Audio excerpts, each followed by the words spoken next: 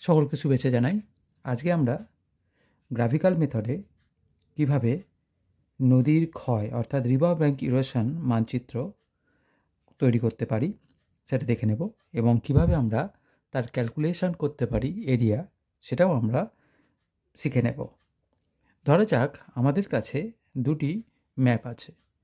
সেই দুটি ম্যাপ একটি এরিয়াল ফটোগ্রাফস হতে পারে, উপগ্রহ চিত্র হতে পারে, অথবা টোপোগ্রাফিক্যাল ম্যাপ হতে পারে। দুটো নির্দিষ্ট সালের মানচিত্র নিয়ে আমরা এই রিভার ব্যাঙ্ক ইরোশন অর্থাৎ নদীর ক্ষয় মানচিত্রকরণ আমরা সম্পন্ন করতে পারি। ধরা যাক আমাদের কাছে এই জাতীয় দুটি ম্যাপ আছে। এটি হচ্ছে একটি নির্দিষ্ট অঞ্চলের টোপোগ্রাফিক্যাল ম্যাপ, যেখানে নদীর প্রবাহপথ দেখানো আছে একটি নির্দিষ্ট স্থানের, যার অক্ষাংশ দ্রাঘিমাংশগত অবস্থান আমরা লক্ষ্য করছি।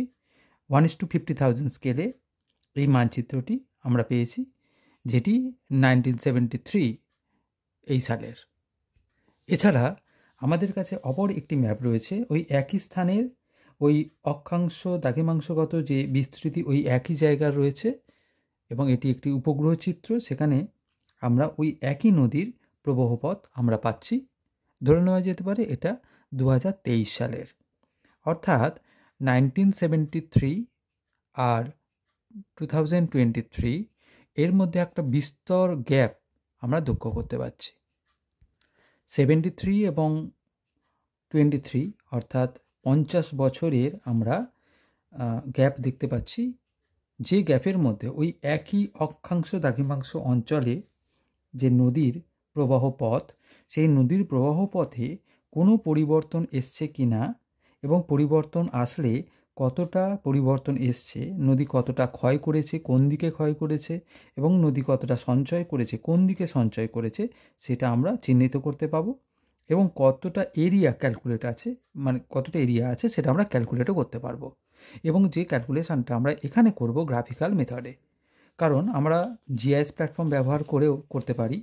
সেখানে উপগ্রহ চিত্র থেকে বা এরিয়াল ফটোগ্রাফস থেকে যে কোনো সফটওয়্যার, ArcGIS নিতে পারি, এয়ারডাস নিতে পারি, আমাদের 21st সেঞ্চুরি নিতে পারি, আমরা QGIS নিতে পারি। যে কোনো সফটওয়্যারে ফেলে আমরা সেক্ষেত্রে অতি সহজেই করতে পারি। তবে আমরা এখন যেটা শিখব গ্রাফিক্যাল মেথডে কীভাবে আমরা সেই নদীর ক্ষয়যুক্ত এরিয়া এবং সঞ্চয়যুক্ত এরিয়া আমরা বের করতে পারি। তো আমরা প্রথমে দেখে নিই, এখানে ওই দুটি নদীকে হয়তো আমরা তুলেছি। এই প্রবাহপথটি 1973, এবং এই লাল কালি দিয়ে যে প্রবাহপথটি দেখানো আছে সেটা হচ্ছে 2023। অর্থাৎ দুটি ম্যাপকে ওই একটি অংশের মধ্যে আমরা ওভারল্যাপ করিয়েছি।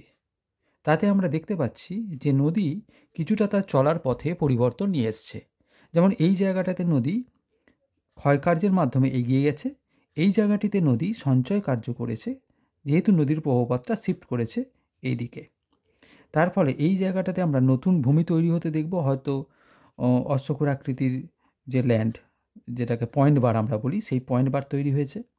আবার নদী এদিকে কিছুটা বাঁক নিয়েছে, নদী এদিকে শিফট করেছে। শিফট করার ফলে নদী এই অংশটাতে ক্ষয় করেছে, এবং ক্ষয়জাত উপাদানগুলো নিয়ে গিয়ে এই জায়গাটাতে সঞ্চয় করেছে। অর্থাৎ এখানে একটা নতুন ল্যান্ডফর্ম তৈরি হয়েছে, এই দিকটি ইরোড হয়েছে। একইভাবে এই জায়গাটাতে তাই আমরা দুটোভাবে করতে পারি। এক, অঞ্চলটিকে কতগুলো অংশে ভাগ করে নিয়ে প্রতিটা অংশকে আমরা জোন হিসাবে কল্পনা করে নিয়ে তার মধ্যে কতটা ক্ষয় কতটা সঞ্চয় হয়েছে সেটা আমরা ক্যালকুলেট করতে পারি। অথবা অ্যাজ এ হোল আমাকে যতটুকু এরিয়া নদীর প্রবাহপথে দেওয়া হয়েছে পুরো এরিয়াটারই আমরা ক্যালকুলেট করতে পারি। তো আমি এখানে নদীটাকে 3টে খণ্ডে ভেঙে নিয়েছি। যেমন এই জায়গাটাতে একটা জয়েনিং পেয়েছিলাম, এখান থেকে আমরা একটা জোন তৈরি করে নিয়েছি, জোন এ। এখান থেকে এত দূর পর্যন্ত আমরা একটা অংশ বের করে নিয়েছি, জোন বি, এবং এটা জোন এ। আমরা রোটামিটার ব্যবহার করে পুরো নদীর প্রবাহপথটা এখান থেকে এতটা পর্যন্ত কত কিলোমিটার সেটা আমরা বার করতেই পারি রোটামিটারের সাহায্যে। তো আমরা এখন করব কি, এখান থেকে এত দূর পর্যন্ত কত কিলোমিটার, এখান থেকে এতটা কত কিলোমিটার, এবং এখান থেকে এতটুকু কত কিলোমিটার আমরা প্রবাহপথ বার করে নিতে পারি। তো এখন আমরা ট্রেসিং গ্রাফ পেপার এর উপর রেখে কতটুকু এরিয়া ক্ষয় এবং কতটুকু এরিয়া সঞ্চয় হয়েছে সেটা আমরা ক্যালকুলেট করি। ট্রেসিং গ্রাফ পেপারটিকে এর উপর আমরা রাখতে পারি, রেখে আমরা নদীর প্রবাহপথটিকে যতটুকু অংশে আমাদের এরিয়া ক্যালকুলেট করতে বলা হয়েছে পুরো ততটুকু অংশের নদীটাকে আমরা তুলে নেব।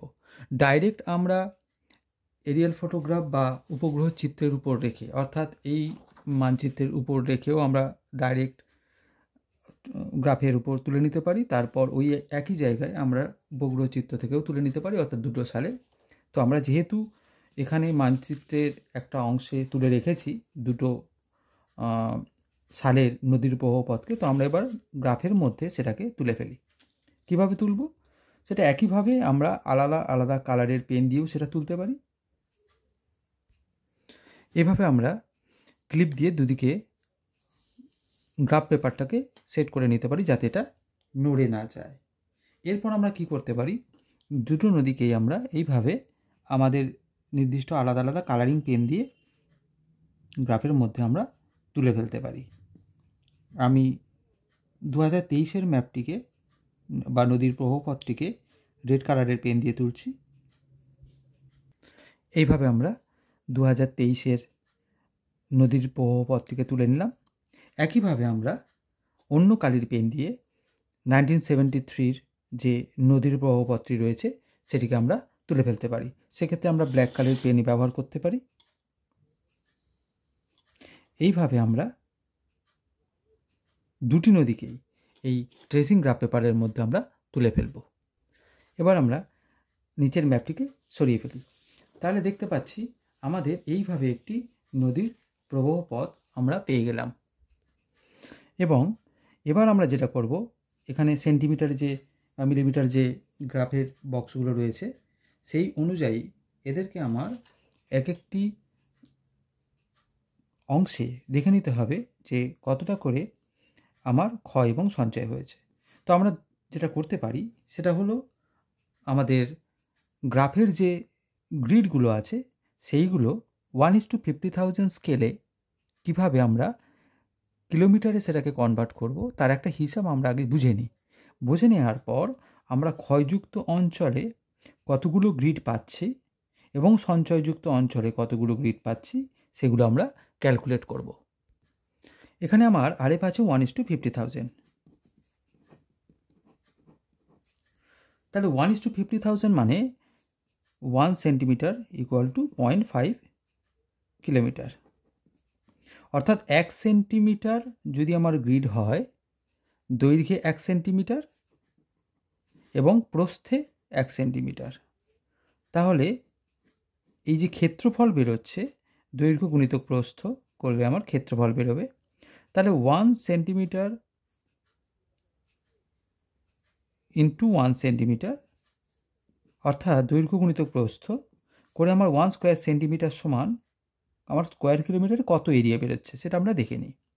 তাহলে আমার যদি 1 সেন্টিমিটারে 0.5 কিলোমিটার হয়, তার মানে এখানে 1 সেন্টিমিটার অর্থাৎ 0.5 কিলোমিটার, এখানেও 1 সেন্টিমিটার অর্থাৎ 0.5 কিলোমিটার। তাহলে আমরা এটা করতে পারি 0.5 কিলোমিটার গুণিতক 0.5 কিলোমিটার। তাহলে এখানে দাঁড়াচ্ছে 0.5 গুণিতক 0.25 স্কোয়ার কিলোমিটার। এবার আমরা যদি 1 সেন্টিমিটার বাই 1 সেন্টিমিটারের গ্রিড পাই, অর্থাৎ আমরা যে ট্রেসিংয়ে তুলেছি সেখানে দেখব 1 সেন্টিমিটার বাই 1 সেন্টিমিটারের কতগুলো গ্রিড আমরা পাচ্ছি। যতগুলো নাম্বার অফ গ্রিড পাবো তার সঙ্গে 0.25 স্কোয়ার কিলোমিটার গুণ করে দিলে তত স্কোয়ার কিলোমিটার আমার 1 সেন্টিমিটার বাই 1 সেন্টিমিটার গ্রিডের নিরিখে বেরোবে।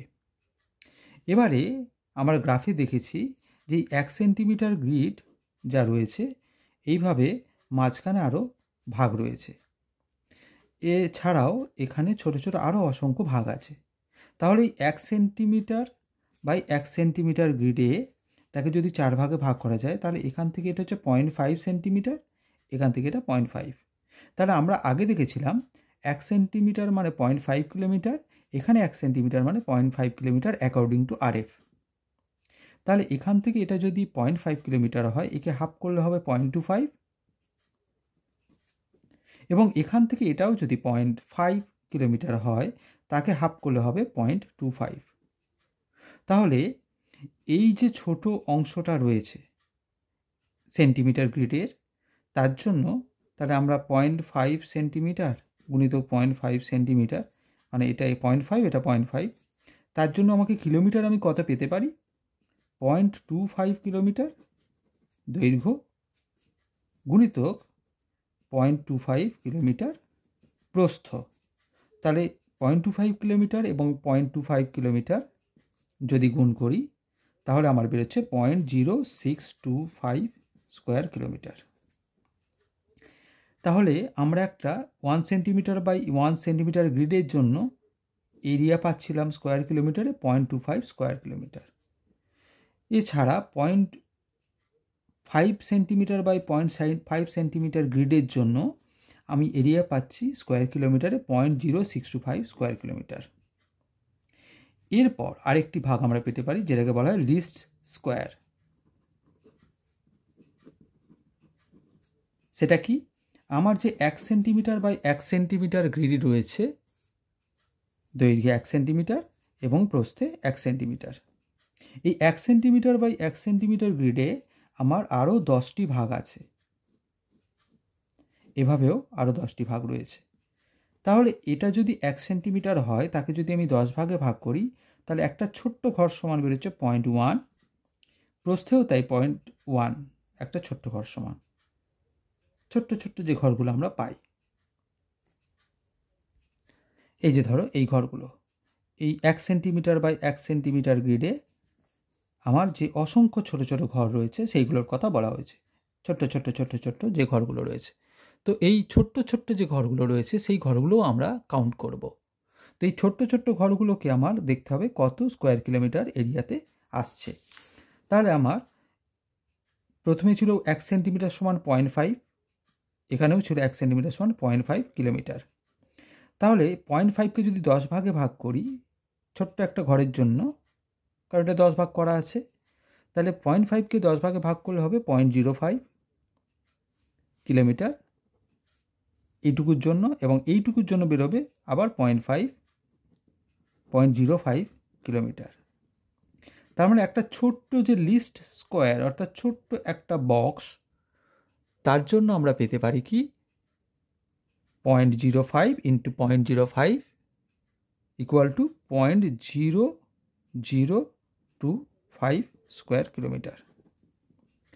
তাহলে এইভাবে আমরা 3টি স্টেজে 1:50,000 স্কেল যদি দেওয়া থাকে, 2 সেন্টিমিটারে যদি 1 কিলোমিটার দেওয়া থাকে, 1 সেন্টিমিটার ইকুয়াল টু 0.5 কিলোমিটার যদি আমরা নিই, তাহলে আমরা এইভাবে আমার ক্যালকুলেশানটাকে এগিয়ে নিয়ে যেতে পারি। এবার আমরা যেটা করতে পারি সেটা হচ্ছে ট্রেসিং পেপারের উপর আমরা দেখে নেব কিভাবে আমরা এরিয়াটা পাচ্ছি। প্রথম আমরা যে কাজটা করতে পারি সেটা হচ্ছে আমরা 1 সেন্টিমিটার বাই 1 সেন্টিমিটারের কটা গ্রিড পাচ্ছি সেটা আমরা পেন্সিল দিয়ে বা স্কেলের সাহায্যে আমরা বক্স করে নিতে পারি, এবং 1/2 সেন্টিমিটার বাই 1/2 সেন্টিমিটারের কতগুলো গ্রিড পাচ্ছি সেটাও আমরা স্কেল দিয়ে তুলে ফেলতে পারি। তাহলে আমরা দেখছি এখানে 1/2 সেন্টিমিটার বাই 1/2 সেন্টিমিটারের কতগুলো গ্রিড, যেমন আমরা এখানে একটা 1/2 সেন্টিমিটার পেতে পারি, এখানে পেতে পারি, এখানে পেতে পারি। তাহলে আমরা পুরো জায়গাটাতে কতগুলো 1/2 সেন্টিমিটার এবং কতগুলো 1 সেন্টিমিটারের গ্রিড পাচ্ছি সেটা আমরা প্রথমে পেন্সিলের সাহায্যে এঁকে নিই। এখানে আমরা দেখতে পাচ্ছি এই যে এগুলো আমার এক একটি 1/2 স্কোয়ারের গ্রিড, এবং এই জায়গাতে একটি মাত্র পাওয়া গেছে যেটা ফুল স্কোয়ার গ্রিড, বাকি অসংখ্য আমি 1/2 স্কোয়ারের গ্রিড দেখতে পাচ্ছি। এবং ছোটো ছোটোভাবে যদি আমি এগুলোকে কাউন্ট করি তাহলে এটা অনেকগুলোই আমি লিস্ট স্কোয়ারের গ্রিড পেতে পারি। যেমন এখান থেকে যদি আমি এক একটা জোন অনুযায়ী কাউন্ট করি, আমি কি করতে পারি, এইটুকু অংশে কতটা আছে ছোট্ট ছোট্ট গ্রিড 1 2 3 4 5 6 7 8 করে আমি কাউন্ট করে এখানে লিখে রাখলাম, এখানে কাউন্ট করে আমি লিখে রাখলাম, এখানে কাউন্ট করে আমি লিখে রাখলাম, এখানে কাউন্ট করে আমি লিখে রাখলাম। প্রত্যেকটা সাইডে সাইডে যদি আমি লিখে রাখি তাহলে আমার বুঝতে সুবিধা হবে এবং কাজটা সম্পন্ন করতেও সুবিধা হবে, নাহলে আমি ভুলে যেতে পারি। আর এখানে যে বক্সগুলো আমি পাচ্ছি এটাকে হয়তো আমি এরকম নাম্বারিং করলাম 1 2 3 4 5 6, এইভাবে আমি প্রত্যেকটা নাম্বার কমপ্লিট করে এবার আমি সেটাকে ক্যালকুলেট করতে পারি। এবারে আমরা এই যে এরিয়াগুলি পেলাম, কিভাবে আমরা টেবিলের মাধ্যমে সেই ক্যালকুলেশনটাকে এগিয়ে নিয়ে যাব সেটা আমরা দেখে নিই। এর পূর্বে আমরা দেখেছিলাম 1 সেন্টিমিটার বাই 1 সেন্টিমিটার গ্রিড থেকে কিভাবে স্কোয়ার কিলোমিটারে কনভার্ট করেছি। 0.5 সেন্টিমিটার 0.5 সেন্টিমিটার যে গ্রিড পেয়েছিলাম সেখান থেকে কিভাবে স্কোয়ার কিলোমিটার, এবং 0.1 সেন্টিমিটার যে এরিয়া তার জন্য স্কোয়ার কিলোমিটারে কত সেটা আমরা পেয়েছিলাম। তো 1 সেন্টিমিটার বাই 1 সেন্টিমিটার যে গ্রিড তাকে আমরা ফুল স্কোয়ার, 0.5 বাই 0.5 সেন্টিমিটার যে গ্রিড তাকে হাফ স্কোয়ার, এবং ছোট্ট ছোট্ট যে আমরা গ্রিডগুলো পেয়েছিলাম তাদেরকে আমি লিস্ট স্কোয়ার বলছি। এবার আমরা সেটাকে স্কোয়ার কিলোমিটারে যা কনভার্ট করেছিলাম সেটা দেখে নিই। 0.5 কিলোমিটার বাই 0.5 কিলোমিটার এই বড় যে গ্রিডটা ছিল তার জন্য আমি এখানে এরিয়া পেয়েছিলাম 0.25 স্কোয়ার কিলোমিটার, এবং যে হাফ ছোট ছিল 0.5 বাই 0.5 যে ছোট ছোট বক্সগুলো আমি কাউন্ট করেছিলাম তার জন্য স্কোয়ার কিলোমিটার এরিয়া পেয়েছিলাম 0.25 কিলোমিটার ইন্টু 0.25 সমান 0.0625 স্কোয়ার কিলোমিটার এরিয়া। আর একেবারে ছোট্ট ছোট্ট যে গ্রিডগুলো আমি কাউন্ট করেছিলাম 0.1 সেন্টিমিটার বাই 0.1 সেন্টিমিটার, তার জন্য আমার স্কোয়ার কিলোমিটারের এরিয়া দাঁড়াচ্ছে 0.05 kilometre into 0.05 kilometre equal to 0.0025 square kilometre.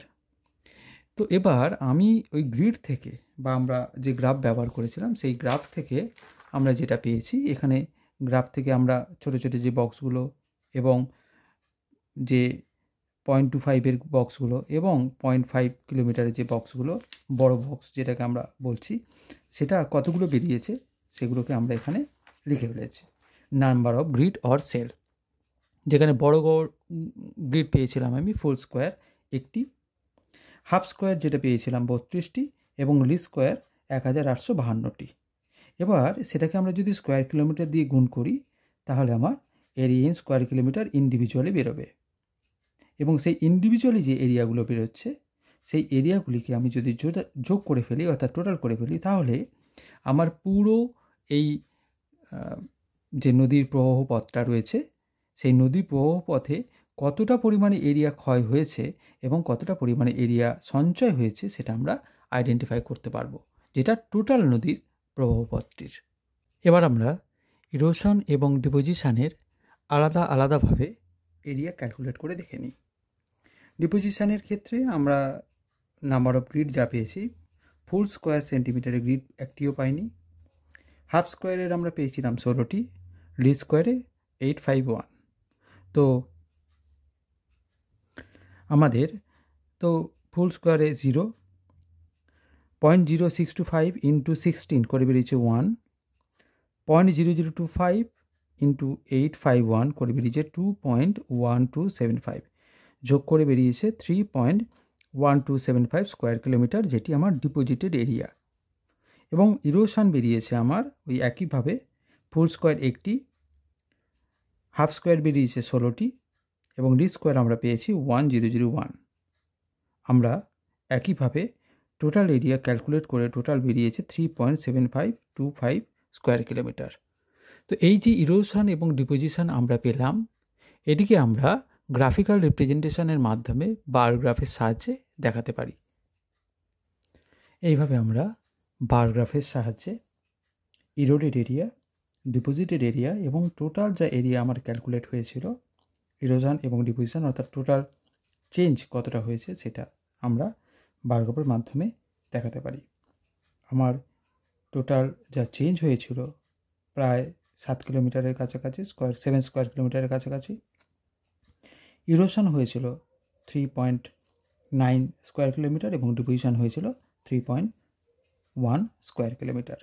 স্তম্ভলিপি চিত্রের মাধ্যমে দেখানোর পর আমরা এখানে হেডিং দেব river bank erosion map area, আর এদিকে আমার রয়েছে এরিয়া ইন স্কোয়ার কিলোমিটার। এখানে আমার ক্যাটাগরিগুলো রয়েছে ইন্ডেক্সের মাধ্যমে, সেটাকে আমরা দেখিয়ে এইভাবে আমার river bank erosion map complete করতে পারি।